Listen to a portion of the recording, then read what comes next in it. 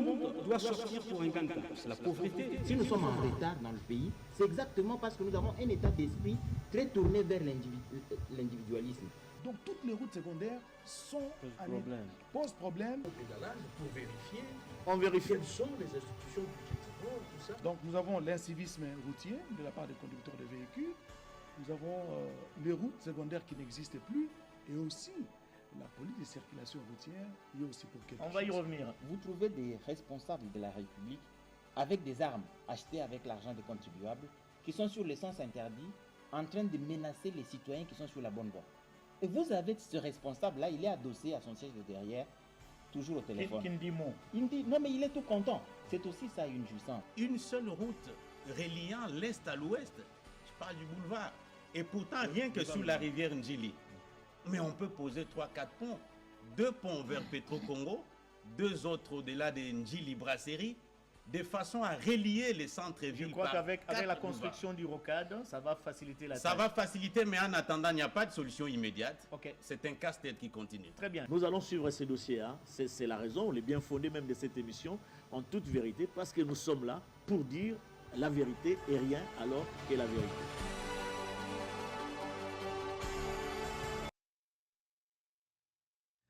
Un week-end sans l'émission En toute vérité, très chers téléspectateurs, n'en est pas un. Nous voici autour de cette table pour échanger sur des sujets très importants, notamment sur le cessez-le-feu fixé au 18 février 2026. La République démocratique du Congo est favorable, mais du côté de la rébellion M23 et le Rwanda, c'est le silence radio.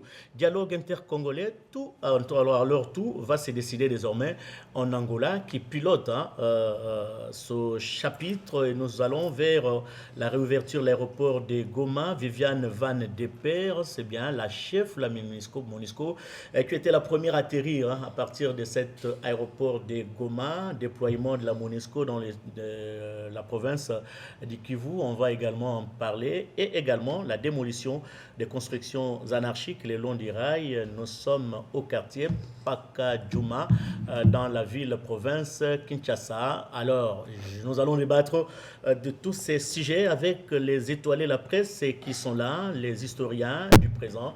Il y a, pour la première fois, nous recevons sur ce plateau une consoeur, c'est bien, Gudule Boilia, qui vient participer à cette émission. Elle nous suivait de loin et elle a pris l'option d'être avec nous ce soir. Gudule Boilia, bienvenue. Merci beaucoup et bonjour aux téléspectateurs de La Vérité. Vous êtes journaliste à la direction des informations télévisées à la RTNC. À ses côtés, Edith Chala, bienvenue. Merci Blaise, bonsoir à nos téléspectateurs de partout où ils nous suivent. Journaliste à la direction des informations télévisées à la RTNC, le rédacteur en chef adjoint Cédric Kenina, au desk français, bienvenue. Merci beaucoup Blaise et merci à nos nombreux téléspectateurs. Bienvenue John Voabika, journaliste à la radio nationale. Merci Blaise, merci également aux dames et messieurs qui nous suivent à travers le monde. Les gars Moufouengue, bienvenue. Vous êtes journaliste à la RTNC3, à chaîne des institutions. Bienvenue Blaise et Jambo à nos téléspectateurs du Nord et du Sud Kivu. Merci. Alors, on commence par l'actualité. L'actu, aujourd'hui, c'est bien cette ouverture du 34e sommet de l'Union africaine qui a ouvert ses portes aujourd'hui à Addis Abeba. Nous sommes dans la capitale éthiopienne et la République démocratique du Congo y est représentée à ce sommet par le président de la République qui séjourne à Addis Abeba. Et l'Union africaine qui va gérer certainement deux points qui déchirent l'Afrique aujourd'hui avec le Soudan, où la guerre déchire cette partie de l'Afrique, avec la République démocratique du Congo, pays agressé pendant plus de 30 ans par le Rwanda, que des cortèges de réactions quantité industrielle. Aujourd'hui, on n'a plus besoin de réactions, on a besoin des actions. Et nous osons croire que l'Union africaine va se prononcer sur la question de la République démocratique du Congo, tout en sachant que la gestion de l'eau fait partie des points inscrits à ce sommet de l'Union africaine. Alors, Cédric Kenina, qu'est-ce que vous attendez de ce sommet de l'Union africaine? Pas grand-chose. visiblement, c'est devenu une messe traditionnelle où le chapelet de bonnes intentions est déroulé et après plus rien. Une sorte de défilé des chefs d'État et des gouvernements. La réalité est que l'Union africaine à ce stade est de plus en plus inadaptée face aux différents foyers des tensions en Afrique. On prend l'exemple du Sud-Soudan aujourd'hui déchiré par un conflit sanglant.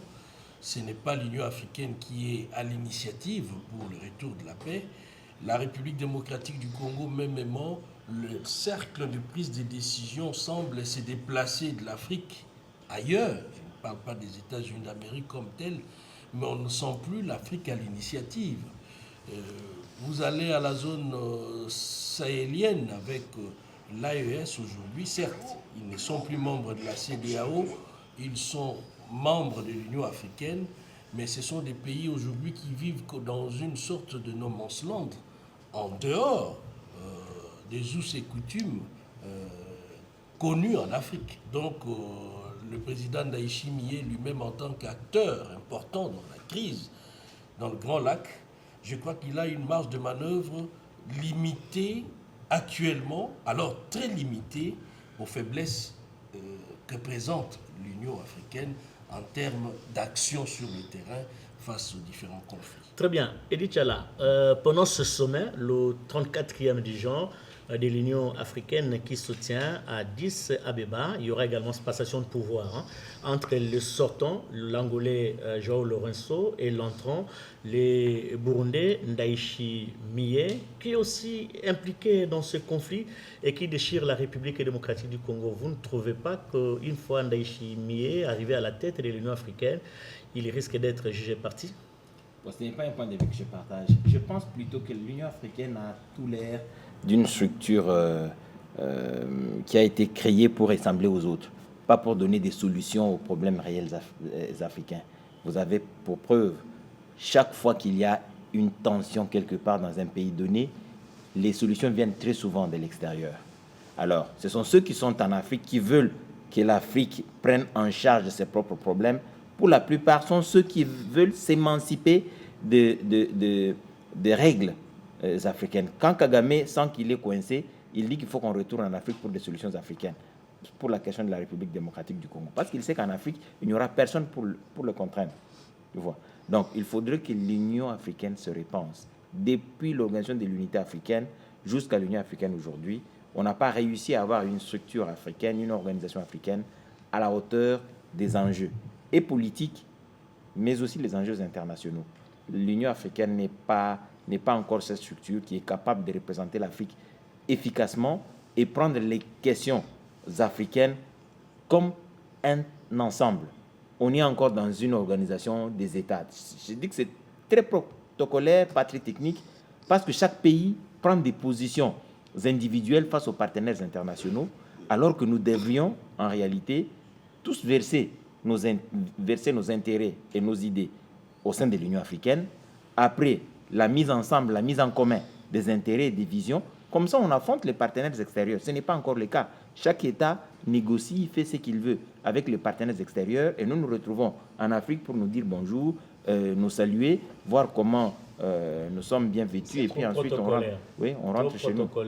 Les grands Moufouengue, vous ne trouvez pas que l'Union africaine, dans la gestion du conflit, par exemple en République démocratique du Congo, nous l'avions dit au début de cette émission, il y a des réactions en quantité industrielle que d'avoir des actions pour mettre fin à ce conflit? Tout à fait. C'est malheureux d'abord, puisque vous me passez la parole, de dire que l'Union africaine est désignée comme médiatrice dans cette crise. La même Union africaine n'a jamais condamné les Rwandais. Il faut commencer par le redire. Quelle attitude maintenant il va prendre de ce 34e sommet?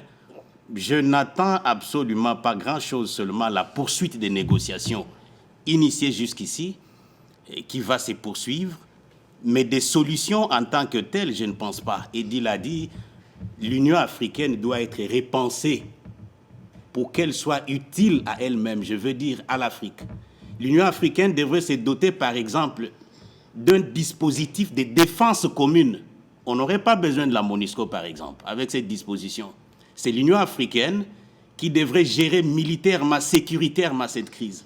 Alors l'absence de cette disposition fait justement qu'on soit tenté de lorgner un peu plus loin en Afrique pour trouver des solutions.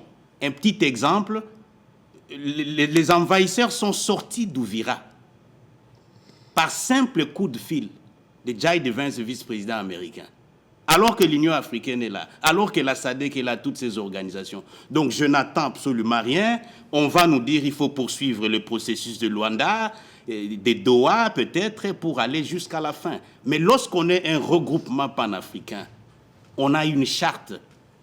La charte doit avoir des mécanismes de coercition pour gérer les délinquants. C'est l'une des faiblesses de l'Union africaine. Défier tout le temps par des États voyous comme le Rwanda. Très bien. Alors, voilà. Qui peut repenser cette Union africaine? Ce sont les dirigeants qui y sont. Il n'y aura pas une génération spontanée qui doit descendre du ciel et pour que les choses marchent au niveau de l'Union africaine, non? John Nwabika. C'est prévu parce que le confront évoquait la charte. Le Burundais qui vient, c'est l'exécution justement de cette charte-là, mais qui serait adaptée logiquement avec des contextes actuels. L'Union africaine n'est pas tout simplement là pour la résolution des crises. Il y a des projets économiques, de coopération, des projets intégrateurs. Mais malheureusement, c'est dans un contexte où il y a méfiance mutuelle entre États, mais également il y a des dirigeants africains qui se sont fait recruter, j'allais dire, et par le puissance mondiale pour l'exécution justement des agendas géopolitiques. Ça, c'est déplorable. Ce qui fait qu'actuellement, le financement, c'est toujours la main tendue. Je ouï dire, je dois enquêter encore sérieusement, que le financement du nouveau bâtiment où siège l'Union africaine et l'Union européenne, l'EAC en soi comme partenaire, l'Union européenne par l'entremise de GIZ, c'est ça malheureusement. Vous attendez pas grand-chose dès lors qu'on ne sait pas à l'interne justement et mettre le moyen qu'il faut, le moyen, avoir cette autonomie de moyens pour l'exécution de sa politique africaine, mais également pouvoir définir ce que l'on veut de cette Union africaine. Ceux qui vont le faire, il y a plusieurs compartiments qui composent l'Union africaine. Il y a la commission des experts qui peuvent déjà anticiper de ce que l'on observe pour qu'au finalement qu'on sente et ce qu'on veut de l'Union africaine. Au cas contraire, ça serait justement la contemplation de l'exécution indirecte du plan européen sur le pays africain. Kidi Boualia, qu'est-ce qu'on peut attendre de l'Union africaine dans la gestion des conflits au niveau de l'Afrique, notamment ces conflits-là qu'on observe en République démocratique du Congo pendant plusieurs années, un pays agressé par le Rwanda? C'est un peu très compliqué. Je pense qu'à partir du moment où l'Union africaine ne s'autofinance pas, il n'y aura pas une réponse adéquate à toutes ces questions. Comme venait de le dire John, l'Union africaine a la main tendue. Et quand on a la main tendue, c'est ce qui vous donne qui dirige. Et à partir du moment où ils n'arrivent pas à s'autofinancer, ils quémandent de l'autre côté et les autres donnent des ordres. C'est pour ça que nous n'arrivons pas à trouver des solutions à tous ces problèmes que nous avons. Et on venait de le dire tout à l'heure qu'il y a beaucoup de clubs d'amis au niveau de l'Union africaine. Et quand on n'est pas amis à l'autre pays qui est agressé ou qui a de conflits, on est amis à celui qui est à l'agresseur. Et donc, on ne peut pas donner des solutions. On prend position.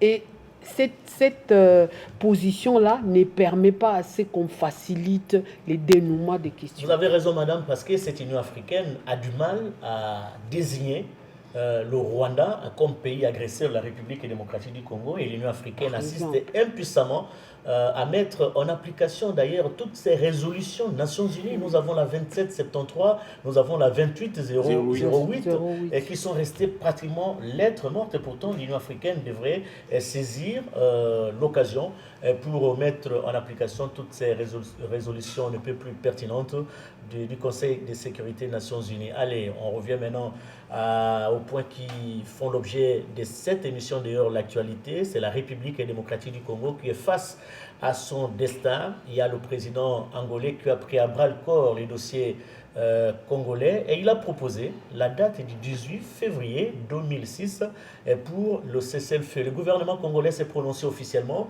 J'espère que les téléspectateurs l'ont suivi, mais curieusement, du côté du Rwanda et du côté du M23, c'est vraiment le silence radio. Pourquoi, Edi Tchala?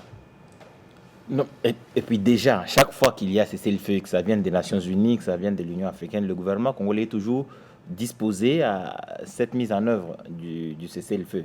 Parce que c'est le gouvernement congolais qui perd des citoyens, c'est le gouvernement congolais qui a son sol en ébullition à cause de cette rébellion. Il est tout à fait normal que la promptitude caractérise le gouvernement de la RDC dans l'acceptation du cessez-le-feu. De l'autre côté, le cessez-le-feu, on l'accepte quand on se sent menacé ou quand on sent que les forces armées de la République démocratique du Congo ont le vent en poupe. On accepte tout de suite le cessez-le-feu, le temps de se réorganiser pour attaquer, après. Mais maintenant, la différence, c'est que sur le plan diplomatique, la République démocratique du Congo a réussi quand même à faire passer sa voix. On a entendu la perception de la crise de la RDC. Et je pense qu'avec cette reprise de la question par le président angolais, on peut aller dans la bonne direction. Le 18, je ne sais pas encore très bien, il y a plusieurs acteurs dans cette rébellion ou cette guerre dans l'Est de la République démocratique du Congo. Le gouvernement de la République est d'accord pour le cessez-le-feu. Est-ce que le M23, j'ai suivi une déclaration de Nanga qui va dans le même sens du cessez-le-feu, mais l'objectif pour la République démocratique du Congo, ce n'est pas le cessez-le-feu. L'objectif, c'est la paix, le retour des Rwandais chez eux, et puis la reprise de la situation normale sur les parties occupées par les agresseurs, mais surtout le retour des déplacés et les réfugiés chez eux pour qu'ils vivent. Et cette aide humanitaire qui doit leur parvenir, il y a quand même un minimum des conditions à remplir, notamment le cessez-le-feu. Je pense que le président angolais a raisonnablement proposé le 18 février et je crois que sincèrement, chaque acteur du côté de la République démocratique du Congo, du gouvernement, on est sûr qu'il va être respecté parce que la déclaration le dit. Maintenant, il faudrait que de l'autre côté, ils le disent aussi, mais les autres acteurs qui ne répondent ni du gouvernement de la RDC, ni parfois du FCM23, il faudrait qu'eux aussi rentrent dans cette même logique. C'est ce qui rend un peu la situation beaucoup plus complexe. Et Grand Moufouengue, vous croyez que la bonne foi du président angolais, Joao Lourenço, suffit et pour que cessez-le-feu et puisse être mis en application? Je rappelle que le 18, c'est le mercredi prochain. La bonne foi, je n'y crois pas. Une chose est de déclarer le cessez-le-feu, mais autre chose, c'est là le grand enjeu, et de l'appliquer, de les respecter. Je dois rappeler que le cessez-le-feu est consécutif à la résolution 2808 du Conseil de sécurité qui réhabilite la MONUSCO avec un rôle précis dans ces processus. Le cessez-le-feu est consécutif à l'accord cadre de Doha. Voyez-vous, le cessez-le-feu est consécutif au communiqué de Luanda auquel vous faites allusion. Et ça a été dit. Est-ce que ça sera respecté? J'ai des réserves. J'ai vu le secrétaire général adjoint chargé du maintien de la paix rencontrer le président de la République, Jean-Pierre Lacroix. Il a été question notamment de ce cessez-le-feu dans cette entrevue avec le président de la République. Mais ma réserve est fondée sur le fait que, arrivé à Béni, qui abritait les QG de la MONUSCO, Jean-Pierre Lacroix demande des garanties sécuritaires. Quant à la mise en œuvre de ces cessez-le-feu, les cessez-le-feu concernent la zone illégalement occupée par les envahisseurs. Jean-Pierre Lacroix est réservé, il dit, mais comment est-ce que les avions de la MONUSCO vont prendre le risque de faire des rotations lorsqu'il y a possibilité de brouillage, lorsqu'il y a des drones? Justement, il s'en remet même au Qatar et aux États-Unis qui ont accompagné les deux processus, Doha et Washington. Ça, c'est un. Deuxièmement, vous savez que le gouvernement ici avait sommé la même MONUSCO de quitter les Sud Kivu. Nous sommes en 2023. La même MONUSCO revient. La même MONUSCO qui s'était... Non, il faut peut-être rectifier. Le gouvernement n'avait pas sommé la MONUSCO. Le gouvernement avait proposé un retrait progressif de la MONUSCO. C'est la raison pour laquelle la MONUSCO a quitté les Kivu, les Uvira, n'est-ce pas, en concomitamment avec la volonté du gouvernement. Il n'y avait pas de sommation. Et puis c'était un processus échelonné qui a commencé. Il n'y avait pas de sommation. Attendez. Ce n'était pas de sommation, c'est un retrait progressif qui est échelonné depuis des années. Avec le gouvernement. Allez-y, allez-y. Je recule un peu. Depuis Joseph Kabila déjà, le gouvernement de ce temps avait sommé la MONUSCO, faute de résultats. Oui, là, mais on est d'accord. Ça s'enchaîne. Là, on est d'accord. Et Félix Tshisekedi est venu rencontrer la même MONUSCO. Mais même non, Moufoueni, il ne faut pas dire sommet. Ils avaient demandé. Sommet, utiliser le terme, c'est un peu fort. Votre problème, vous êtes allergique à certains termes. Malheureusement, ils traduisent mes idées. Non, on recadre. On avait demandé, depuis le gouvernement de Joseph Kabila, on avait demandé à la MONUSCO parce que les résultats sur le terrain n'étaient pas palpables. Et puis, on venait presque de vivre pendant des longues années sans pour autant que cette situation ne change. On avait demandé, on n'avait pas sommé à la MONUSCO de partir. Ça s'est négocié. C'est ce qui a été fait. Et on a vécu ce retrait progressif. Allez-y, vous avez la parole. Vous êtes allergique aux termes. Mes termes traduisent mieux ce que je pense. Elle a seulement réagi. Justement, les travestis aussi travestir ma pensée. Je poursuis. Donc, Jean-Pierre Lacroix a des réserves. Possibilité de drones, possibilité de saboter les matériels. Il s'en remet à ceux qui ont accompagné le processus, à savoir le Qatar et les États-Unis. Mais l'enjeu, c'est quoi? La MONUSCO est partie. On a suivi Mme Bintou Keïta à l'époque dire que les mutins ou les envahisseurs seraient mieux équipés que même cette MONUSCO. Des armes sophistiquées. Voilà. Donc l'enjeu ici est que Jean-Pierre Lacroix le sait, pour que la MONUSCO puisse bien jouer efficacement son rôle. Je crois que cette fois, la MONUSCO est bien équipée. Sinon, c'est une espèce de job parce que nous devons nous dire que sans crise à l'Est, la MONUSCO n'a pas sa présence ici. Vous êtes au niveau des croyances. Comment? Vous êtes au niveau des croyances. Et si je balaye ces termes, il est vrai que sans la guerre à l'Est, la MONUSCO n'a pas de job. C'est ça, cette dimension aussi, qui est très importante. Très bien. Oui, justement. Alors, Cédric Kenina, le cessez-le-feu, c'est pour le 18 février 2026. Vous y croyez? D'abord, la grande question, pourquoi pas ici et maintenant? Pourquoi doit-on attendre 4-5 jours? Cela profite à qui? Mais les 18, c'est déjà demain. Oui, mais ce n'est pas demain. Pendant 4 jours, il peut se passer beaucoup de choses. L'urgence s'impose. Et ce n'est pas le premier cessez-le-feu dans cette crise dans la partie est du pays. Avec la signature de l'accord historique à Washington, devant les caméras pratiquement du monde entier, ce n'est que quelques semaines après que le Rwanda, avec ses forces spéciales, ont pris la ville d'Uvira. Oui. On a assisté, effaré par cet acte, qui venait d'être posé juste après la signature d'un accord dit historique.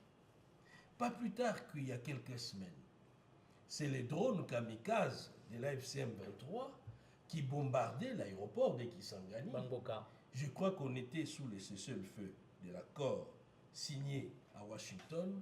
Nous étions dans les processus de Doha qui demandaient également aux acteurs, aux parties prenantes, d'observer un cessez-le-feu. Donc, le cessez-le-feu tel que voulu par l'Angola n'est pas une première, mais il faut suffisamment de garanties parce que nous savons qui commence par marcher sur les principes arrêtés de commun accord. Ça, ce n'est qu'une question de principe jusque-là. Et ce qui manque à ces genres d'initiatives ou de décisions prises, que ce soit au niveau régional ou encore à l'international, c'est entre autres la coercition. Quand les Rwandais occupent Uvira, quelle a été la sanction? Moufoué a parlé d'un coup de fil. Ce n'est pas suffisant parce que l'acte est répétitif. 2 semaines, 3 semaines après, on bombarde l'aéroport de Bangoka.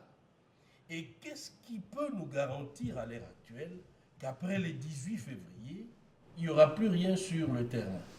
Donc moi personnellement, je suis extrêmement sceptique face au comportement des uns et des autres, notamment de la partie AFC M23, parce que c'est sur ces leviers-là, à chaque fois qu'il y a une sorte de lueur d'espoir qui profile à l'horizon, c'est à ces moments-là que la partie AFC M23 en profite pour grignoter beaucoup plus de terrain et se faire utile sur la table des négociations. Apparemment, Kenina est vraiment sceptique. Hein? Et puis c'est par expérience. Il est vraiment sceptique. C'est par expérience. Face à cette date qui a été avancée par le João Lourenço pour le cessez-le-feu fixé au 18 février 2026. Vous partagez ce scepticisme de Kenina, Madame Maguilil Walia? Oui, en partie, parce qu'on a constaté sur terrain qu'il n'y a jamais eu respect de cessez-le-feu.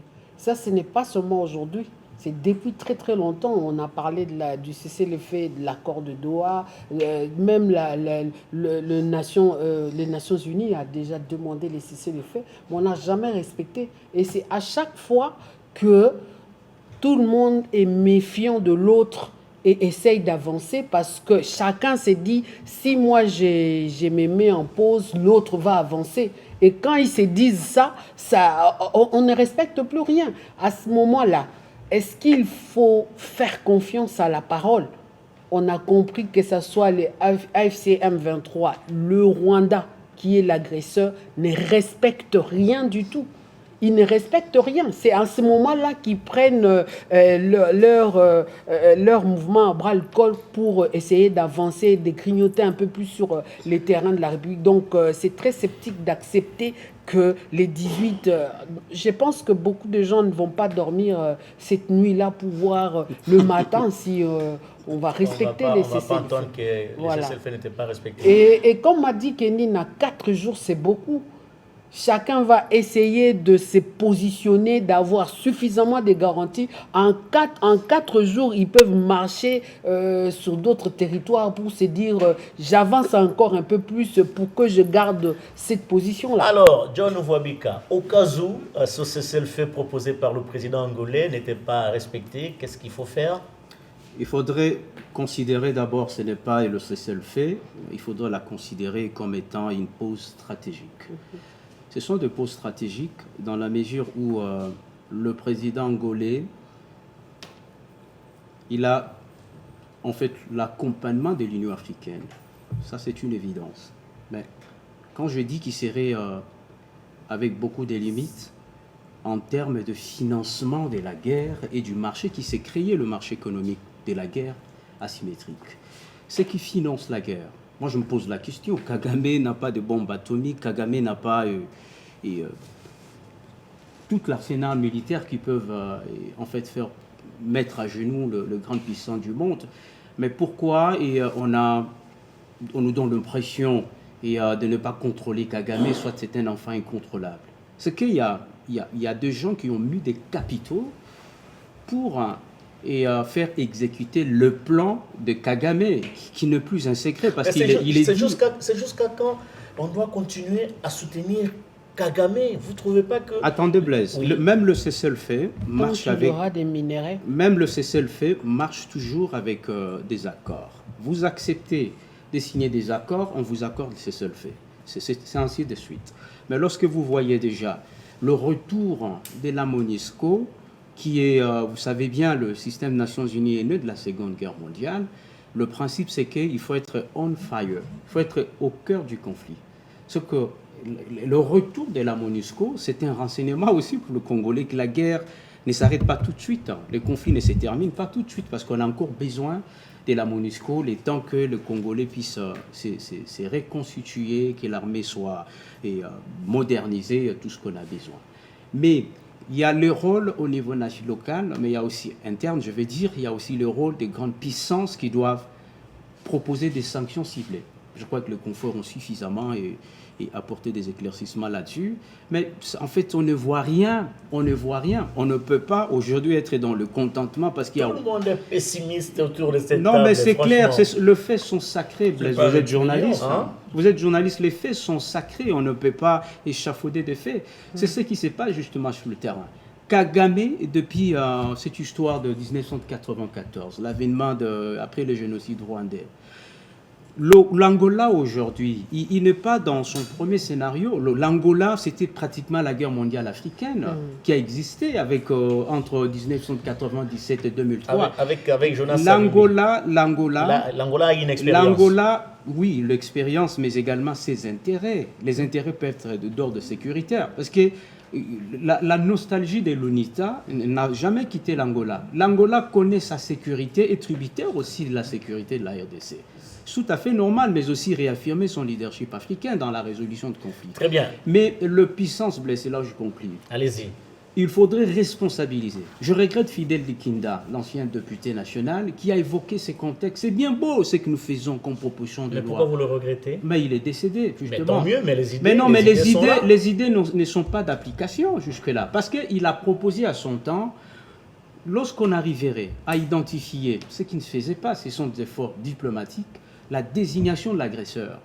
Qu'on connaît que c'est le Rwanda qui agresse. Ça, c'est dit mais dans c'est pas tout tout le le monde qui le désigne aujourd'hui, malheureusement. Mais également, dans cette ce que Likinda proposait à son temps, c'est qu'on parvienne justement à identifier également le parrain de l'agresseur. On pille le minerai au Congo. Et ils sont nombreux, hein. Mais ils sont nombreux. S'ils sont nombreux, tout le monde sait que Kagame, c'est l'enfant gâté de multinationales. C'est pour ça qu'on n'arrive pas à parler de lui. C'est du connu. Si on le connaît, prenons le courage de ne pas maquiller justement le cessez-le-faire. Ça veut dire que ce cessez-le-faire n'aura toujours pas lieu dès lors que c'est ce multinational qu'on connaît, qu'on ne s'est pas inquiété. Alors, ça va pas avancer dans ces conditions-là. Je vais juste dire aux téléspectateurs qui sont nombreux et qui sont en train de nous suivre parce que nous le remarquons au travers de différentes plateformes numériques avec les nombres de vues de cette émission. C'est dire aux téléspectateurs qu'il y a un numéro qui est affiché juste sur le petit écran. Le numéro est là, numéro WhatsApp. Écrivez. Et nous, à partir de ce numéro, ou alors vous envoyez les voices à partir de ce numéro. Nous avons besoin de vos observations pour que nous puissions en tenir compte et améliorer la qualité de cette émission. Les grands Moufouengue, vous aviez sollicité la parole? J'ai sollicité la parole pour dire que nous parlons cesser les feux sans évoquer un dispositif très important. Lequel? Lié au déplacement de Madame Viviane Van de Peer à Goma. La chef.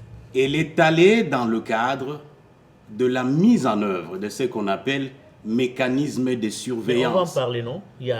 On va parler de la possibilité de voir l'aéroport de Goma reprendre ses activités oui, on va en parler. De cette visite de la chef de la intérim de la MONUSCO. On va en parler, mais parce que nous parlons cesser les feux. Un autre fait qui renforce les réserves quant au respect de ces cessez-les-feux, je l'ai toujours dit ici, c'est le bellicisme du Rwanda. J'ai suivi encore, il y a 2 ou 3 jours, Olivier Nduingere, ministre des Affaires étrangères du Rwanda. Oui. John a parlé des sanctions. Olivier dit, le Rwanda n'a pas peur des sanctions. Nous sommes prêts à tout. Personne ne peut nous empêcher de nous défendre.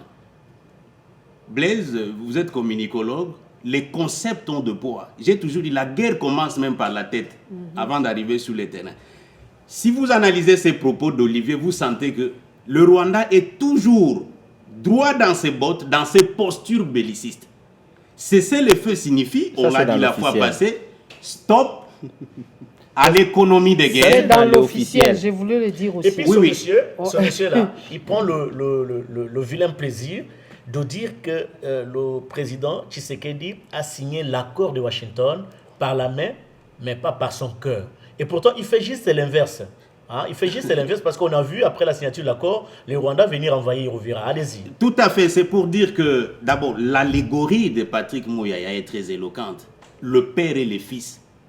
Le fils n'est que la main exécutrice du père.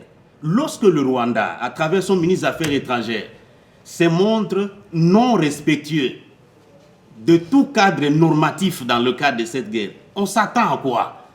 Nanga ne fait que ce que lui dit Kigali, ça c'est connu. Donc Olivier a été très très clair. Le Rwanda fait une guerre de survie. Votre cessez-le-feu ou notre cessez-le-feu, parce que j'ai l'impression que c'est la RDC qui a besoin de paix.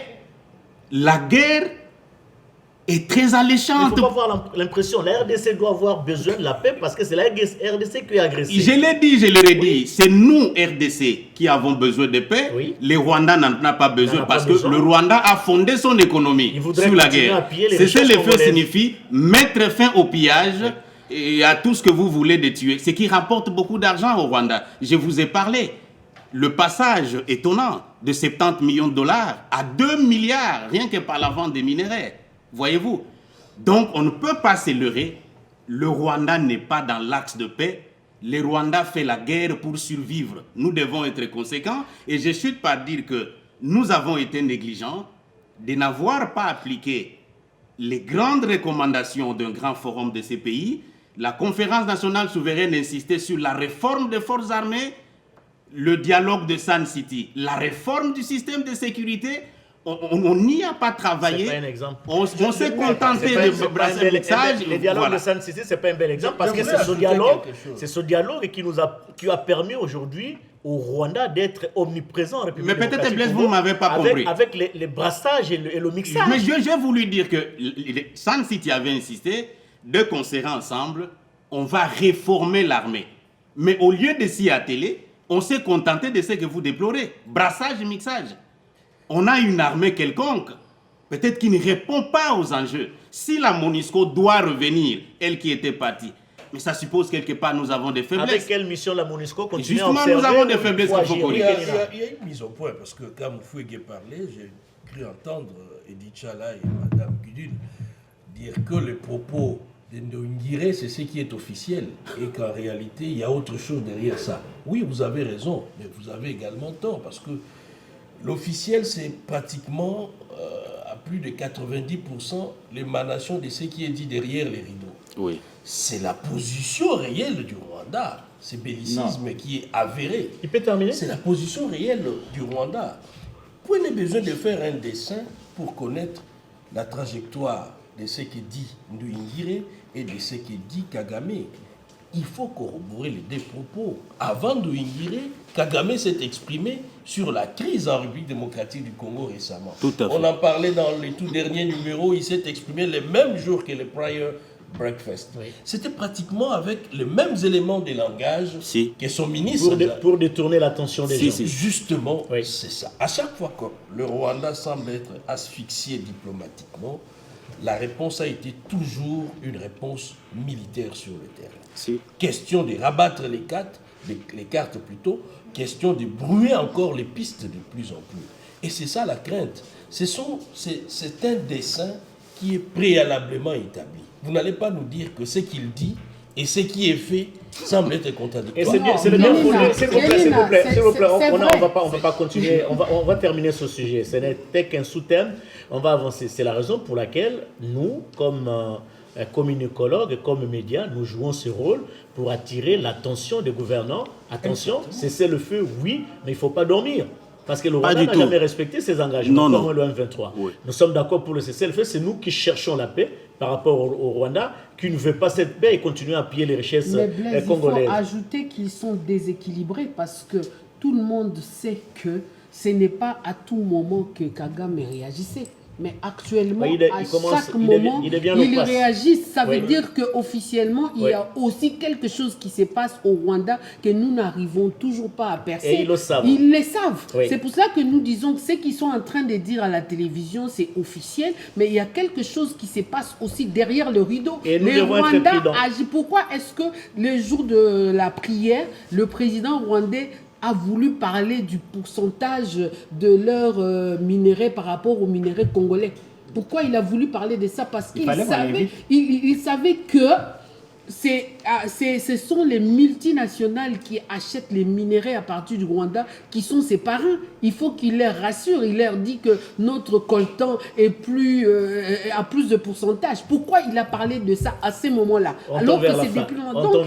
Il y a quelque chose aussi qui se passe. Mais le bellicisme rwandais ne change pas. Bon, c'est vrai, s'il vous plaît. Le président, justement, il n'y a pas de bellicisme rwandais en réalité. C'est le bellicisme du régime rwandais. Kagame a imposé une façon de faire au Rwanda qui met la guerre en... De toute façon, c'est une des politiques de relations internationales. On dit que la guerre, c'est le prolongement de la politique avec effusion de sang. Voilà. Alors, lui, il pense qu'il peut continuer à faire ça en RDC et il amène dans cette... Ça tend vers la fin de toutes les façons. Allez, on parle de ce deuxième... sous-thème, les dialogues entre Congolais. Tout se décide désormais en Angola. C'est l'Angola qui a proposé la date pour le cessez-le-feu au niveau de la République démocratique du Congo. C'est le même Angola qui se décide désormais pour trouver des solutions aux problèmes de la République démocratique du Congo. Nous parlons du dialogue. Il y a eu beaucoup de concepts, dialogue inclusif, dialogue entre Congolais, dialogue, mais finalement, aujourd'hui, il y a ce concept qui semble mettre un peu d'accord tout le monde, c'est le dialogue entre Congolais. Donc, l'adjectif inclusif essaye de partir, de disparaître. Nous nous accrochons au dialogue entre Congolais, mais la nouveauté, c'est que l'Angola veut que les travaux de ces dialogues se tiennent sur son territoire. Il a déjà exprimé ça. Oui, il a exprimé ça. Oui, il y a une position. Il a dit que les travaux doivent se tenir en Angola. Et pourtant, le président de la République n'a cessé de le dire, et maintes fois répété par les porte-parole du gouvernement, que les dialogues doivent se tenir sur le territoire national. Alors, les opposants qui émettaient des doutes sur leur venue au niveau du territoire national pour la tenue de ces assises, apparemment, ils doivent être... Qu'est-ce qu'il y a? Bon, ça me renvoie dans l'histoire. Mais j'ai pas fini. Oui, terminé. Comment on va revenir avec les scénarios Mobutu à l'époque? Parce que l'ancien politicien, il s'appelait encore... Parce que votre rire est mon cœur. Qu'on a pu capturer ici après avoir été pas extradé par le Congo-Brazzaville. On lui a parlé d'un dialogue, d'une négociation avec Mobutu. Il arrive... C'est Pierre Moulélé. Pierre Moulélé, il s'est fait capturer, arrêter.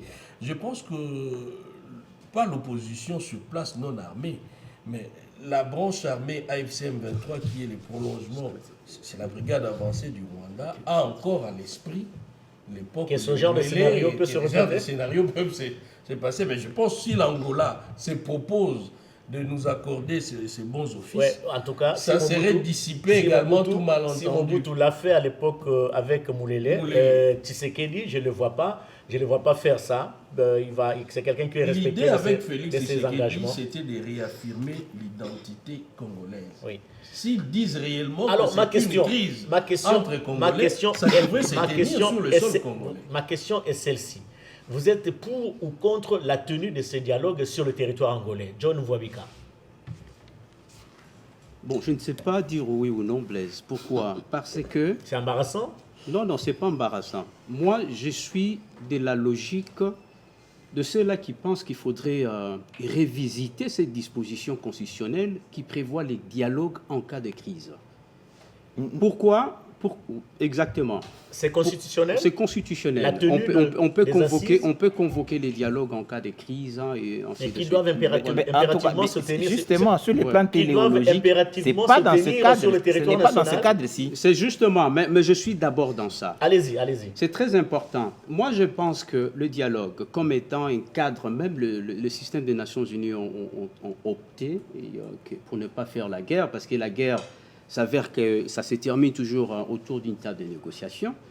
Au besoin d'institutionnaliser les dialogues, ça peut être annuel, en termes d'évaluation même annuelle qu'on peut faire. Entre qui et qui? Non, mais au niveau national, on n'a pas besoin. C'est justement ça. Ça dit que si nous voyons entre qui et qui. Excusez. Excusez. Je veux revenir. Je veux revenir sur le cadre qu'on veut inclusif. Je veux revenir sur ça. Pourquoi je ne voudrais pas donner beaucoup Aujourd'hui, de points? c'est entre Congolais, dialogue entre Congolais. Tout à fait, Blaise. Pourquoi je ne voudrais pas donner beaucoup de points à cela? Parce que la politique a justement assassiné l'administration. C'est ça la vérité. Il n'y a plus de profil, il n'y a plus un plan, il n'y a plus de questions structurelles. C'est juste de politique qui peut faire tabula rasa et puis finalement, on passe à autre chose. Tout simplement parce que l'on veut changer la donne. Mais les victimes dans tout ça, ce sont des gouvernés. Ce sont des gouverneurs, Blaise. Aujourd'hui, bon, il y a urgence qu'on doit faire le dialogue. Mais que ces dialogues conduisent justement à penser des réformes institutionnelles pour que pareille opportunité n'y vienne plus. Pareille opportunité. Parce qu'il y a ceci, on doit dialoguer pour l'unité, pour unifier, pour chasser les ceci. Il y a mauvaise gouvernance et tout ça. C'est bien beau. Mais moi, je crois qu'on donne la chance au dialogue, parce que même les Nations Unies ont opté pour le dialogue, mais que ces dialogues se tiennent en Angola, que ça tienne au Congo, que ce soit toujours les dialogues. Parce qu'il y a eu des dialogues de Lusaka, de Sand City, ainsi de suite, qui s'est tenu en dehors du sol congolais.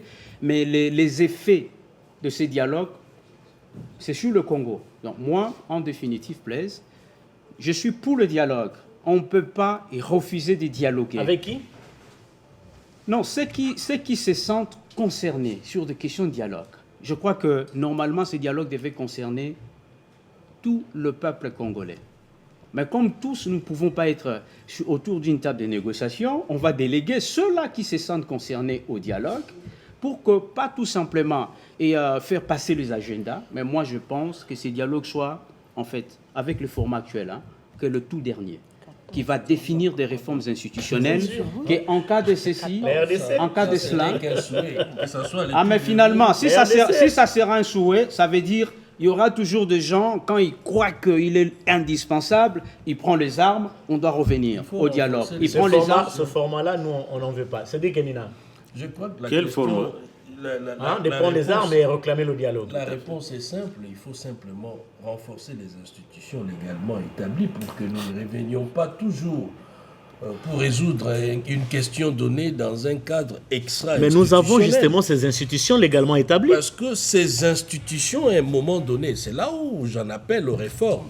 Et ces réformes ne doivent pas provenir tout naturellement d'un dialogue ou essentiellement d'un dialogue.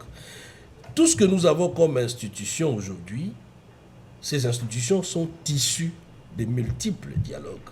On a commencé par Sand City, qui était le plus grand dialogue de l'époque pour redéfinir les nouvelles bases des institutions actuelles avec la constitution que nous avons actuellement.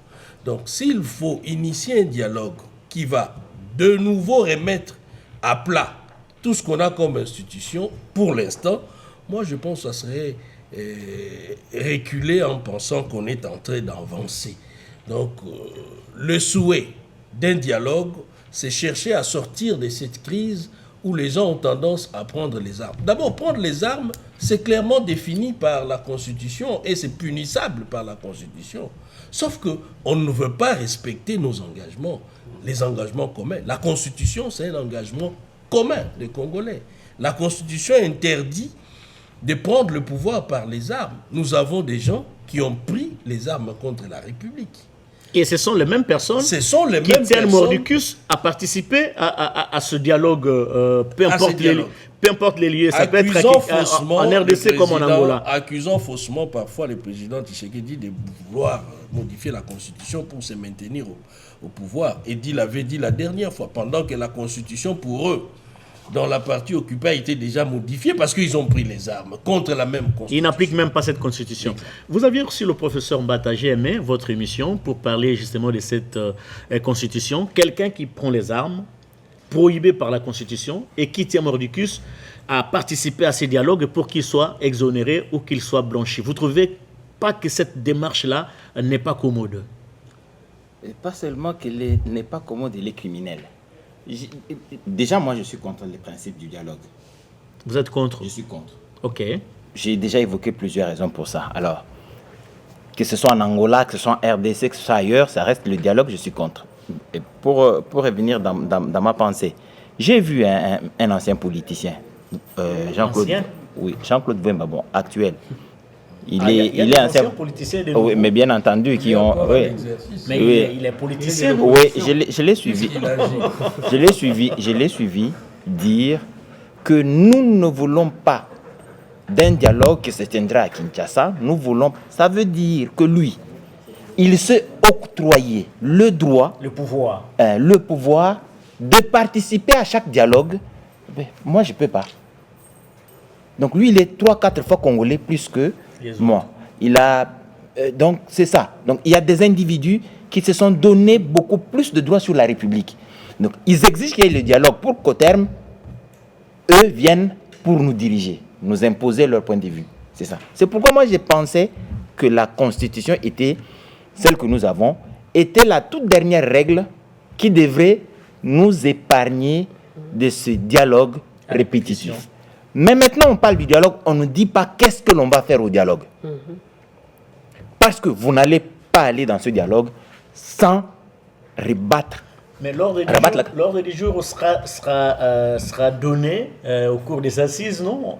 Il n'est pas ésotérique l'ordre du jour. Il n'est pas ésotérique. Il faut regarder de quoi ils vont parler. Ils vont parler du pouvoir. Ils vont parler de la paix. Mais qu'est-ce qu'on dit avant? Non, il faudrait qu'on trouve des solutions pour que les Rwandais rentrent chez eux, et tout ça. Donc, pour que les Rwandais rentrent chez eux, il faudrait d'abord que les opposants viennent, ils se réunissent. Donc, là où ils sont, ils ne sont pas d'accord que les Rwandais partent d'abord. Il faut qu'ils viennent d'abord au dialogue, qu'ils s'asseyent. C'est en ce moment-là que la présence de Rwandais va... Personne n'a jamais condamné le Rwanda. Oui, c'est en ce moment-là que la présence du Rwanda va être un fait négatif pour la République. Et c'est en ce moment-là que les Rwandais devront rentrer chez eux.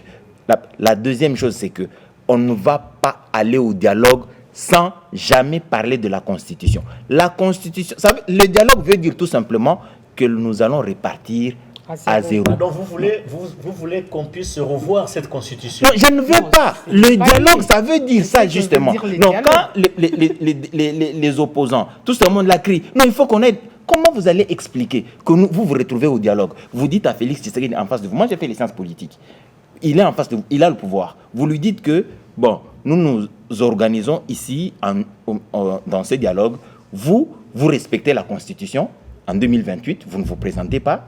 Donc, vous qui lui dites ça, vous avez déjà violé la Constitution, vous occupez une partie du territoire en violant la Constitution. Non. Vous qui lui dites ça, vous êtes de l'autre côté de la table, vous lui dites à lui. Donc vous n'allez pas vous présenter en 2028 parce que vous allez violer la Constitution. Nous avons le pouvoir de la violer, mais de vous imposer à vous de la respecter, de ne pas la violer. Alors, vous venez au dialogue pour ça, et puis il y a des gens qui crient, non, le dialogue doit se tenir, mais il faudrait qu'on respecte la Constitution. C'est une folie. La Constitution, c'est une règle maîtresse de la vie de la République. Vous vous mettez d'accord pour la briser. Nous n'allons pas suivre la Constitution. Mais les autres oui, ne peuvent pas la briser. Nous la brisons. Parce que vous avez le monopole. Vous avez le monopole. Après, nous revenons et puis nous allons demander à Tshisekedi de ne pas se représenter en 2028 parce que ce sera violer la Constitution. Je trouve ça contradictoire et même malhonnête. Vous allez venir au dialogue comme vous le voulez, parce que moi je ne le voulais pas. Je l'ai dit depuis, je continue à ne pas le vouloir. Alors, donc, le dialogue va avoir lieu en Angola ou à Kinshasa. Le contenu du dialogue, ce sera comment on fait pour l'avenir. Et on ne dit pas comment on fait pour l'avenir sans poser la question de la Constitution. Il y a des gens qui vont venir là-bas avec l'idée que cette Constitution n'est pas la bonne, il faut qu'on la change. Alors vous n'allez pas leur dire qu'ils n'ont pas raison.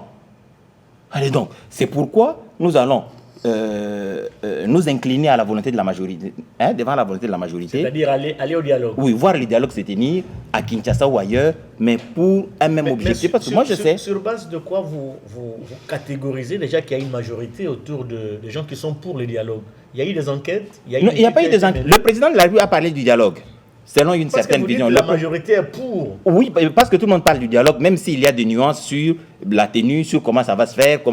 Chacun sait au moins qu'il va y avoir un dialogue d'une certaine mesure. J'ai lu les intentions des uns et des autres. Mais la majorité, c'est aussi par rapport à toutes les demandes, à tout ce qui mais a il y a eu des Congolais- contre... il y a de ces Congolais qui veulent non, pas, tout hein, ce qui qui veulent a pas. eu Moi, je suis de ceux qui comme veulent pas. accord. La tenue de ce dialogue. Non, Oui, Blaise, moi, je sais il y a ça. eu Il y a les beaucoup groupes de d'accords Diendonenkishi, tout autour. les groupes de Diendonenkishi qui est contre. Il y a les groupes de Cheo Kitundu qui est pour le dialogue, mais après la guerre. Oui, il y a de toute façon, docteur Mukwege. Docteur Mukwege qui veut qu'il y ait dialogue, mais après la guerre. Mais ça veut dire la même chose. Mais ça Dialogue. fait rire. Ça veut dire... Ça fait rire. Non, ça ne devrait pas faire rire, au C'est contraire. anachronique par rapport à l'évolution des Ce n'est pas anachronique. Non, le Rwandais sur le sol congolais... Écoutez, mais c'est le souhait le plus ardent de tous les Congolais. Non, mais Vous avez attends. fait assez de voir cette guerre. Attends, Moufouenge fait... Le dialogue Non, fait partie des processus pour arriver à la fin de la guerre. Et ils disent non, il faut faire d'abord la guerre et les dialogues. Il faut mettre d'abord fin à la guerre. Non, c'est pas ce qu'ils ont dit. Ce n'est pas ce qu'ils ont dit. Non. Ce n'est pas. Ils ont dit non. Les Rwandais sont chez nous. Attendez, les Rwandais sont chez nous, vrai ou faux? Ils sont là. Donc ils vont forcément envoyer des gens au dialogue. C'est ça la conséquence. Parce qu'ils occupent notre espace. Les Rwandais vont envoyer des gens au dialogue. Donc ils vont venir avec un agenda rwandais au dialogue congolais. C'est ce que ça signifie en clair.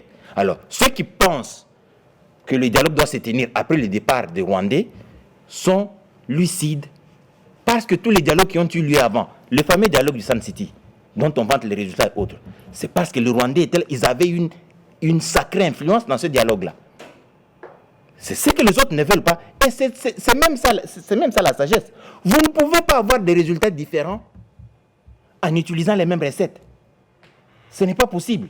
Je ne sais pas qu'est-ce que dit Tchala donne en termes de contenu à la présence du Rwanda. Que le Rwanda soit sur le sol congolais ou sur le sol rwandais, si réellement nous avons des pions rwandais avec nous, ils vont agir de la même manière. Ce n'est pas la présence physique qui influe sur l'agir de ceux-là qui sont à la solde du Rwanda. Non, mais comment tu peux être simpliste à ce point? Non, mais c'est tout à fait logique, non? Non, vous dites que le Rwanda... Ce n'est pas une question de position géographique. Est-ce qu'il peut C'est terminer? une question idéologique. Non. C'est-à-dire Non, que c'est le pas une Rwandais question. soit sur le sol congolais, qu'il soit en dehors du sol congolais. C'est la même chose. C'est la même chose parce que les affidés vont rester affiliés. Non, au la Rwanda. proximité. Non. Il y a un problème de proximité géographique. Et ça ne peut pas arrêter Non, la machine c'est pas pour la même paix en chose République parce qu'il y démocratique a un du problème Congo. de proximité géographique qui se pose. Ah non, c'est idéologique, c'est pas c'est selon. Moi, je Oui, voulais allez-y. répondre à la question idéologique. que tu as demandé tout à l'heure en disant est-ce qu'on a fait des enquêtes pour savoir quelle est la majorité qui veut le débat. Les Congolais en soi, eux-mêmes, ici à Kinshasa, ne veulent pas de dialogue. Tout le monde, beaucoup de gens le font savoir. Mais quand vous prenez tout ce qu'on a eu comme accord, partout où il y a eu accord, on a demandé à ce qu'il y ait un dialogue. Et je crois que c'est en répondant à cette demande que le président de la République a finalement... Et lui-même n'a jamais été contre le dialogue, parce qu'il le dit, il a dit, je veux le dialogue, mais à Kinshasa. Et puis Non, après... en République démocratique du Congo. Et puis après, maintenant, il passe la main à l'Angola qui décide à ce que ça puisse se passer là-bas. Mais les dialogues, là, moi, je suis... un peu d'avis de Edith Tchala, un peu d'avis donc, parce que moi, ma position, c'est oui, si le dialogue va amener la paix, je suis d'accord, mais non, parce que le dialogue n'a jamais résolu quelque chose ici Là, en on est République indécis. démocratique du Congo. Là, on est Connaissons bien les acteurs congolais. Connaissons bien les acteurs congolais, s'il vous plaît. C'est depuis la Connaissons conférence bien les nationale acteurs congolais. Il y a à boire et à manger. On est toujours là. On est là. Ce sont les politiques qui nous dirigent. Soit nous n'acceptons pas. Non, on ne peut pas. On n'est pas obligé. On n'est pas Nous n'avons obligé. pas encore parlé. Il n'y a On n'est que... pas obligé. Allez-y les grands, de quoi ça, John Wabika? Oui, mais moi je pense que s'il y a de Congolais qui sont jusque-là sceptiques pour la participation de certains acteurs au dialogue, c'est tout à fait normal par rapport au carnage, au massacre qui se passe dans l'Est de la République démocratique du Congo. Ça, c'est tout à fait normal. Et le Nanga, il connaît cela. Vous savez, vous pouvez avoir de frustration, vous faites des alliances avec des forces étrangères pour, entre guillemets, revendiquer vos droits, mais les effets collatéraux de votre activisme, vous allez vous rendre compte un peu plus tard. Vous imaginez, vous êtes autour d'une table de négociation avec le parent ou le frère proche des victimes de viols où on a fait des décapitations. Vous êtes en face et on vous rappelle, on vous brandit des images comme Mbata l'a fait ici et au niveau du Parlement. Vous voyez les images des commerces qu'on a violés. C'est quel Mbata, le professeur? Le professeur Mbata, lors okay. du Parlement africain ici au Palais du Peuple, alors qu'il était, je crois, premier vice-président. De l'Assemblée nationale. On peut vous brandir ça au cours de ces dialogues-là, et c'est compliqué. Ça veut dire nos frères, les Nanga, les Bissimois, tout ce monde-là, ils ont en ce moment aussi un problème de conscience. Si par exemple ils décident, nous voulons prendre part au dialogue, mais que ça soit en dehors de la République démocratique du Congo, c'est aussi pour leur sécurité. Parce qu'ils ont eu des alliances avec des forces étrangères. Donc ils se reprochent de quelque chose. Pour ces gens-là, ça sera une forme de trahison. Ce sont des Congolais. On commet des erreurs, on peut se rester. On est des gens en retard. Voilà, il y a des conséquences énormes. C'est dans cette logique, mais aussi la perception de ceux qui vont participer au dialogue. De voir ceux-là qui ont tué. Je vois le cas de Fayulu. Nous avons fait une opposition de Fayulu, de Katumbi, nous avons fait une opposition républicaine. Et que finalement, ceux-là, voilà, ils ont entraîné 10 millions de morts. On doit siéger pour blanchir et puis reprendre parce qu'au nom du Congo, au nom de l'unité. C'est aussi ça, et Blaise, le problème. Mais si nous prenons des considérations, on ne va pas évoluer. Le pays est fragilisé, on est au pied du mur, il faut le reconnaître. Dialoguons, pas pour justement de continuer des dialogues en dialogue. Moi, je suis dans cette logique-là. On dialogue pour Pardon? On dialogue pour Non, pour en finir. Avec quoi? Pour en finir avec des dialogues éventuels. Je suis dans ça. On ne peut pas trouver toutes les solutions au cours de ces dialogues. Ça, tu as la raison. C'est impossible, Blaise. Mais oui, allez-y, ouais, comme ça. Dès lors qu'on est au niveau de Doha, on signe, il y a tel point, mais en soi, il y a le dialogue qui est prévu. Vous allez à Washington, vous signez des accords, mais il y a le dialogue qui est exigé. Vous êtes engagé dans des accords. C'est-à-dire, le dialogue devient d'actualité, mais cette fois-là, pour que ça ne donne plus une autre opportunité de dialogue. Ce sont des réformes institutionnelles. Allez, on est secoué, hein. On est vraiment secoué par le temps. Le Réal me dit qu'on est secoué par le temps. Il faut aller vite. Vous terminez vite et puis on change de chapitre. Et je termine par dire que la question terminologique est un vrai faux problème. Lorsque je me réfère... Quelle terminologie? Le format dialogue. Ah, ok. Le format, c'est un vrai faux problème. Le président Lourenço reçoit mandat d'approcher toutes les parties. C'est le thème du dialogue. Ça a des allures de l'inclusivité, ça, il ne faut pas douter. Il doit approcher toutes les parties. Deuxièmement, il parle de réforme. On va aller vite, il faut aborder autre chose. La question du dialogue, des dialogues qui reviennent tout le temps, relance la question de notre gouvernance, l'essence des élections. Vous revenez encore non, pour dire quoi? Regardez, écoutez, il faut aider les gens à comprendre. Mais je n'ai pas fini. Les élections ont eu lieu dans ce pays. Oui, non, mais je ne m'exprime pas. Confirmé par la Cour constitutionnelle. Vous n'êtes pas d'accord avec laissez-les terminer. Alors les dialogues vont se passer comme ça. Non. Vas-y. C'est la base même du dialogue. Non, mais Blaise. Allez-y. Oh là là. Vous allez faire les dialogues comme ça. Donc je parle, vous ne voulez pas. Je dis ceci. Je gère le temps. Vous gérez le temps. Mais tout le monde a parlé, je dois parler aussi. Vas-y. Et la parole m'est brutalement arrachée. parole. Je m'en vais. Allez. Donc la question du dialogue repose la question du sens des élections et de la gouvernance dans ces pays. Qu'est-ce que j'ai voulu dire? Nous sommes à 2011, entre guillemets, Joseph Kabila a gagné les élections. Il s'en est suivi le dialogue de la Saint-Sylvestre et de la Cinco. Félix Tshisekedi a gagné les élections en 2023. On lui impose presque un dialogue maintenant. C'est-à-dire, la vraie question, les élections que nous faisons, sécrètent quel type de gouvernance qui ne met pas tout à fait un vivre ensemble harmonieux. C'est une dimension importante. Non, ce n'est pas une dimension. Mais laissez-moi progresser. C'est même. Non. Pourquoi tu aimes agresser mon temps? Tu vas dialoguer comme ça. Mais c'est mon temps. C'est très important. Très important. C'est une question de sociologie, c'est une question de philosophie politique sur la question du sens des élections que nous faisons. Et Blaise, John a dit il faut de réformes, et même Cédric. Ça veut dire quoi? Si nous ne sommes pas attentifs à la gouvernance, au sens des élections, même après Félix Tshisekedi, il y aura des dialogues. Il faut repenser tout ça. Voyez-vous? C'est très important. Il va de la sociologie et tout le reste. Non, mais je vais... Juste une réaction, oui, je vais- s'il vous plaît. Juste une réaction. et puis Si tu on avance. réagis, je réagirai aussi. Juste une réaction et puis on avance. Oui, sa prise de position est politique. Il parle de la gouvernance. Vous auriez aimé que cette prise soit Soit religieuse, quoi? Non, scientifique. métaphysique. Et j'aurais bien voulu. Il parle des scientifiques. Et sociale. Elle est plutôt politique. Il parle de la gouvernance, notre question de gouvernance. Tu peux me dire, sur cette terre des hommes, une gouvernance qui est exempte de critiques? Ça, c'est un autre débat. Mais laissez-moi Lorsque la gouvernance met mal à l'aise des terminer. compatriotes. Laisse-moi terminer. On avance. Oui, Laisse-moi termine. terminer. Cette gouvernance-là, qu'elle commence depuis les États-Unis d'Amérique, toute gouvernance est sujette à critique. La gouvernance même des élections aux États-Unis a été remise en cause par Trump.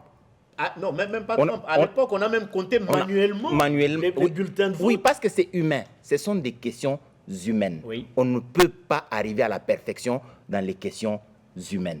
Alors, quand vous posez la question, vous mettez en avant la question de la gouvernance comme motif d'organisation du dialogue. Ça veut dire que la République démocratique du Congo, comme je le disais, on ne connaîtra jamais de démocratie solide. Parce que la démocratie exige qu'on respecte les textes. Tu entres, tu as la tête en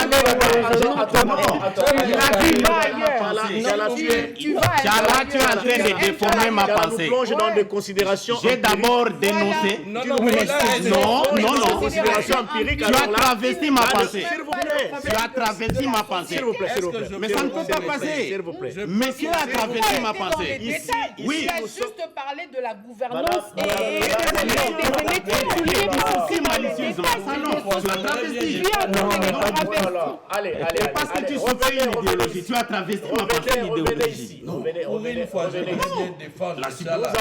Nous avons besoin Ça n'arrive pas très souvent, quelqu'un avait me défendre. d'un débat pragmatique.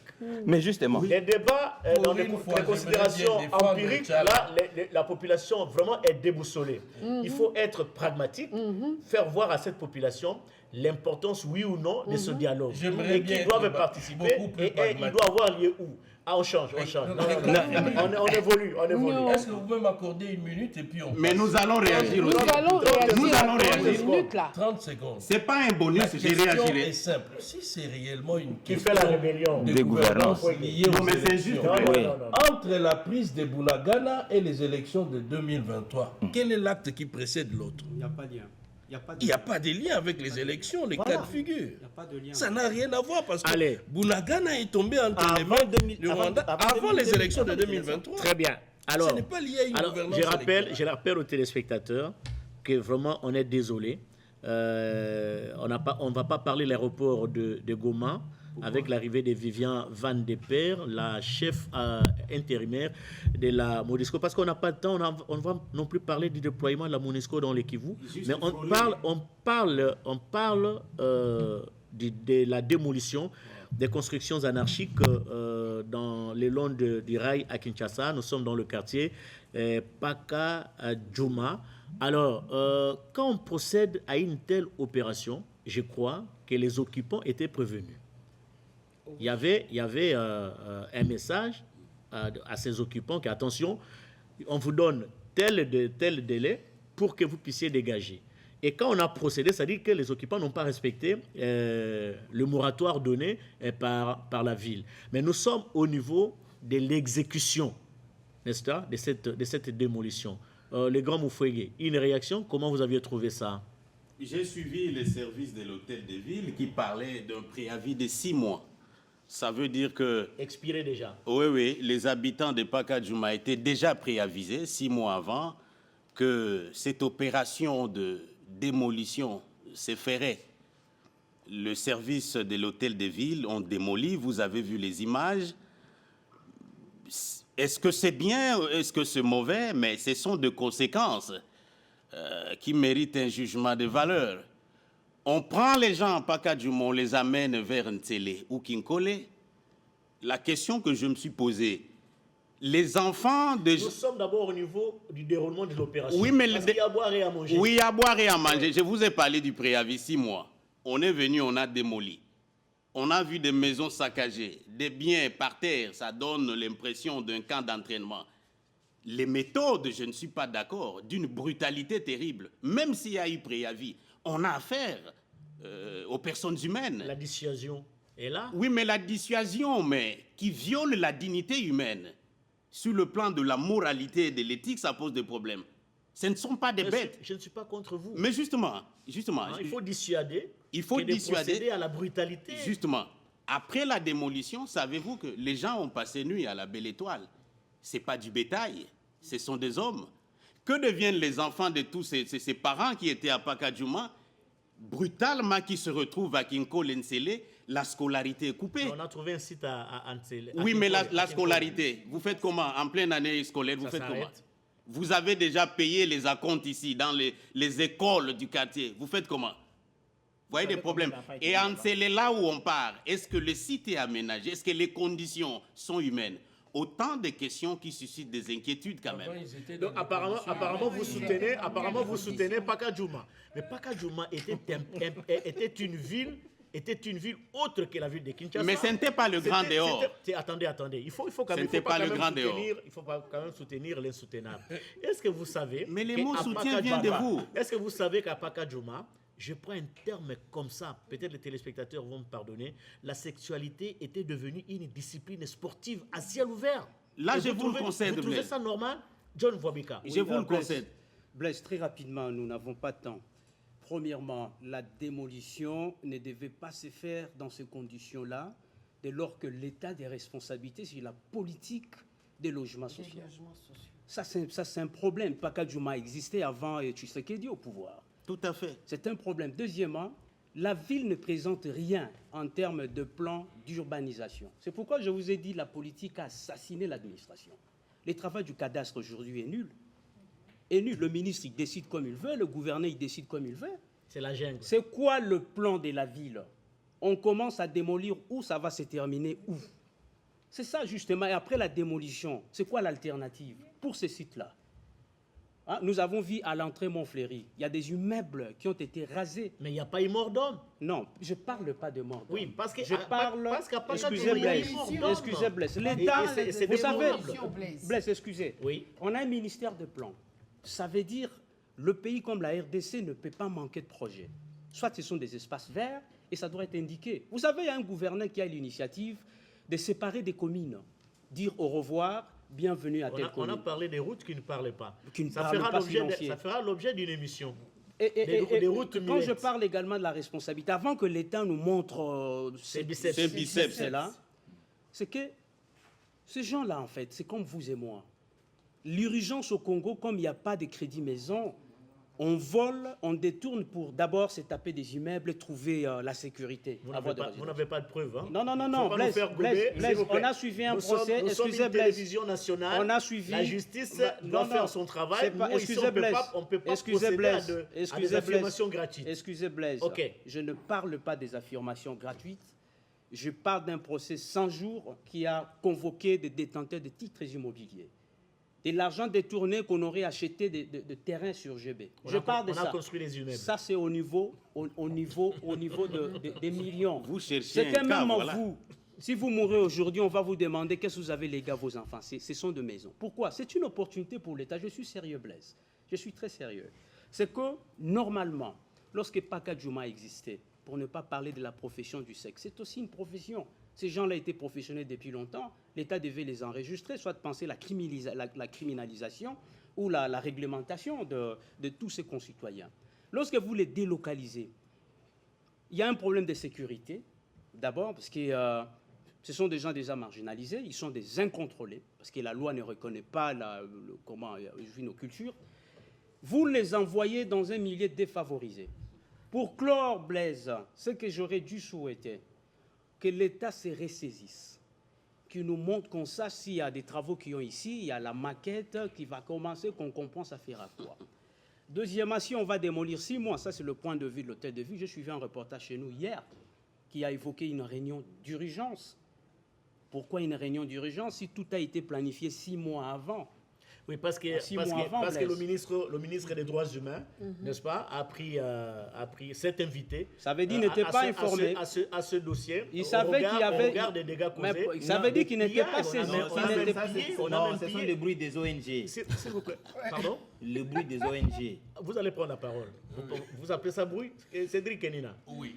Mais Paka Djouma constituait une insécurité, même pour les habitants. Non, Blaise. Il y a l'oreille qui passe par là. Non, Blaise. S'il vous plaît. Vous parlez de Paka Djouma sous un aspect misérabiliste seulement. Pas ça.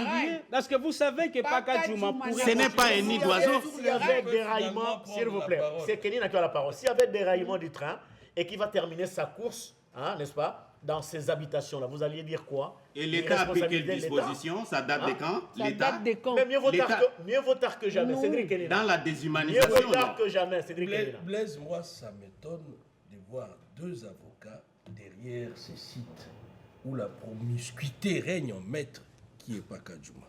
Et puis au regard du dessin, du décor planté, vous avez parlé tout à l'heure d'une activité sexuelle intense, voir mes deux collègues se mettre derrière ces dossiers mordicus, ça me pousse à réfléchir sur les éléments.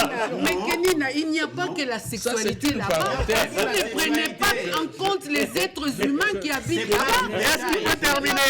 Vous aviez défendu, s'il vous plaît, vous aviez défendu, s'il vous plaît, Madame Guidi, s'il vous plaît. C'est une question de moralité. Vous aviez défendu, s'il vous plaît, oh là là. C'est une question de moralité d'abord. Il n'y a pas que la sexualité. Alors, je vais arrêter l'émission. Il y a des êtres humains, il y a des commerçants qui habitent là-bas. Madame, je vais arrêter l'émission si vous continuez comme ça. Ne se termine pas là. Allez-y.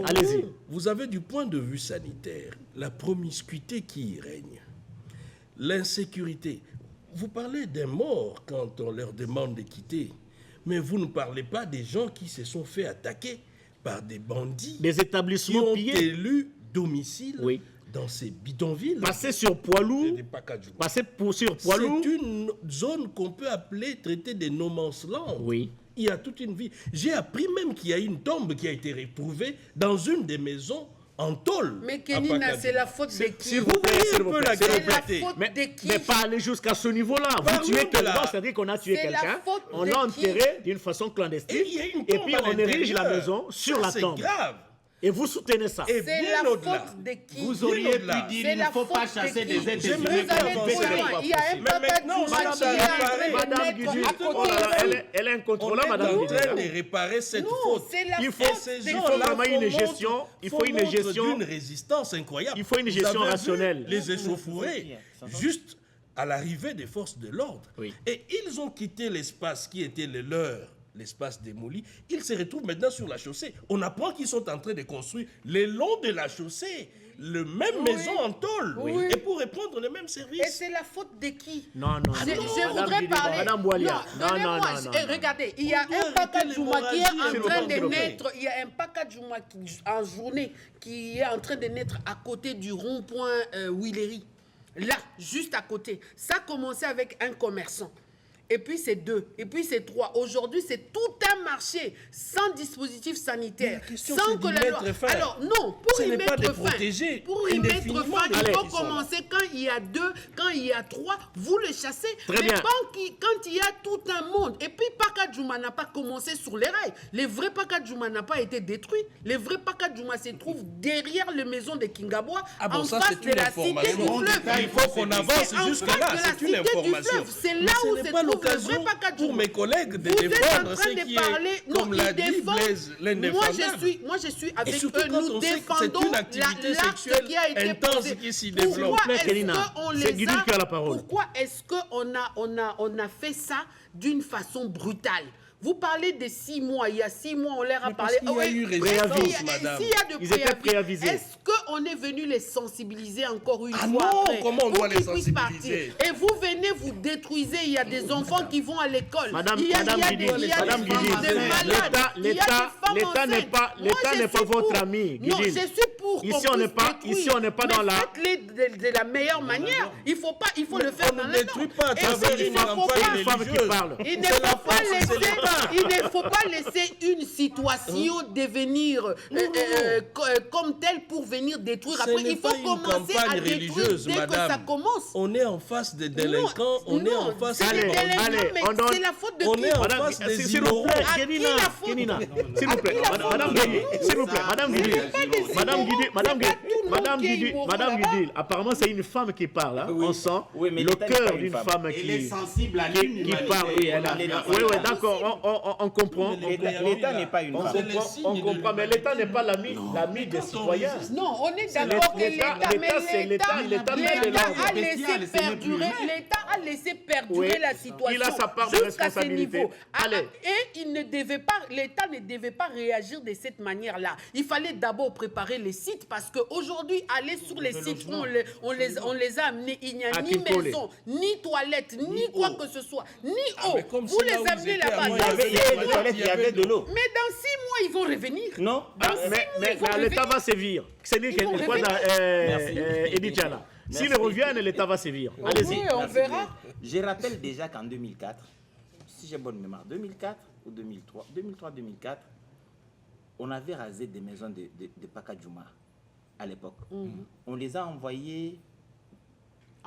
Non, on a appelé Cité de l'Espoir, je crois. Un peu plus là-bas. Toujours un peu plus en haut là-bas. Ah non, à Mokali, je crois. Et ils sont revenus. Ils sont revenus. Ils ont fait la même chose. Maintenant, ils sont rentrés dans l'enceinte de l'ONATRA. Ils ont construit des maisons de fortune là-bas. Sans aucun titre. Sans aucun titre. Ah non. Moi, j'encourage. Je vis un militaire qui échangeait avec, s'il vous plaît, un militaire qui échangeait avec un ministre provincial, je crois, qui lui a dit, c'est tout ce que j'avais comme fortune, j'ai investi en construisant ces logis, même pour mes enfants. Difficilement, d'ailleurs, avec les maigres moyens que je détiens tous les documents et j'en suis victime. Maintenant, je vais aller où? Je vais aller où?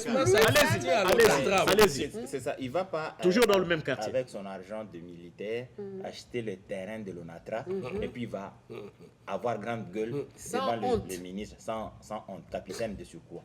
Alors, ces gens-là, je pense même que le ministre de l'Environnement là a été clément. Il devrait être encore beaucoup plus coriace. Vous imaginez... Le ministre provincial de l'Environnement. Le ministre provincial, oui, de l'Environnement. Les ONG, le ministre des Droits humains, il est dans ses droits. Les gens qui sont en détresse, il faut venir, il faut voir dans quelle mesure leur apporter secours et tout ça. Mais ça ne remet nullement en cause le côté mettre de fer dans un gant de velours de l'État. Il faudrait que ces gens-là quittent ces lieux-là. Ils n'ont pas, l'État n'a pas à se faire prier. 6 mois de préavis, vous n'exécutez pas, on rase. C'est ce qui a été fait et je crois qu'il doit continuer comme ça et aller partout où il y a construction anarchique et raser. Parce qu'ils sont humains, on leur a donné 6 mois de préavis. Et en 6 mois, des gens consciencieux trouvent des solutions. Eux, ils ont nargué l'État. Ça veut dire nous sommes ici depuis... tu vois? Alors, ils sont habitués à ça. Donc, il faut leur montrer que l'État n'est pas comme ça. Femmes enceintes et enfants qui allaient à l'école, on va trouver des solutions palliatives. En 6 mois, c'est même avant que la rentrée scolaire ait eu lieu. Des parents responsables, des citoyens sérieux, auraient pris des dispositions pour quitter. Eux, ils se sont habitués avec le fait qu'ils ne vont pas venir. Nous allons rester. Quand on a les moyens. On doit mettre fin à ce débat. Il est passionnant ce débat. Je comprends la passion qui entoure ces débats parce que il s'est passé des choses parfois pas commodes, même si l'État veut sévir, mais on est en face des cas sociaux. S'il vous plaît,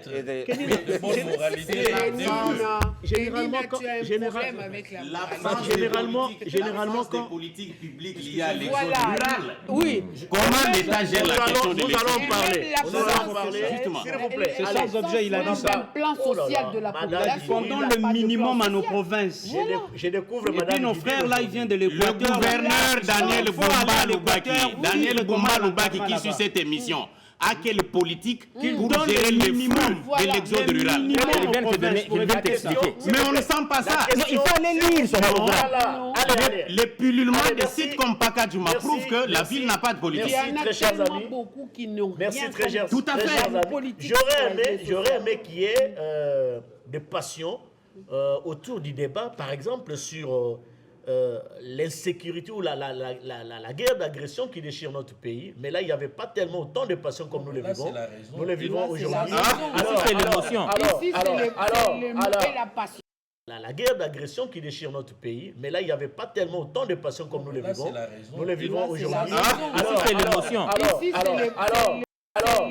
la passion de la population. Et la pitié. Nous mettons fin à cette émission. Laissez-moi vous dire merci. C'est comme d'habitude, mais aujourd'hui, sincèrement, vous étiez vraiment indiscipliné. Ça, il faut se le dire. Vous étiez vraiment indiscipliné. J'espère que prochainement, on ne va plus revivre ce genre Quand on de parle de spectacle. Pakadjouma, Pakadjouma n'est Sinon, pas... je ferai comme les autres, amener carton jaune et carton rouge. Ça, je ne le ferai pas parce que nous, on pastiche personne. Nous amenons notre originalité. C'est la raison pour laquelle, autour de cette table, on ne trouve que des journalistes de la même chaîne ou des mêmes médias. Merci. Allez, c'est bien. On se retrouve le samedi prochain. Merci à toute l'équipe technique chapeautée par le réal Patrick Cash. Merci à vous, très chers téléspectateurs, de nous faire confiance. Le numéro est là. Appelez-nous, même après l'émission. Appelez-nous. Faites vos observations. Nous allons en tenir compte. Grand sera pour nous le plaisir de vous retrouver et prochainement avec la même ferveur. Merci et au revoir. Le parfum le plus cher qu'on a donné à Jésus. Madame